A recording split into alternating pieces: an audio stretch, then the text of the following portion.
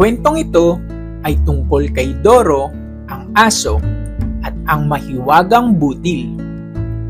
Sa isang baryo nakatira si Doro, isang aso na laging nagbabantay sa kanyang mga kaibigan. Mahal siya ng mga bata dahil palagi siyang handang tumulong. Isang araw, nakakita si Doro ng isang kakaibang butil na kumikislap sa tabi ng ilog. Nang kainin niya ito, bigla siyang nakaramdam ng kakaibang lakas. Natuklasan ni Doro na kaya na niyang makipag-usap sa mga tao at hayop. Nagulat ang lahat nang marinig siyang nagsalita.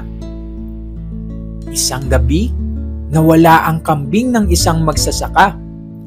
Gumamit si Doro ng kanyang bagong kakayahan at tinanong ang mga hayop sa gubat kung nasaan ito.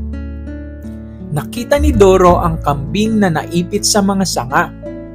Tinawag niya ang mga tao at sama-sama nilang nailigtas ito.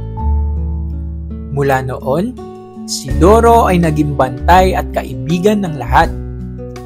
Mga bata, tandaan, ang tunay na lakas ay nasa pagtulong at pagmamalasakit sa kapwa.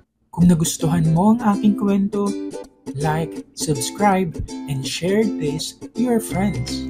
Maraming salamat!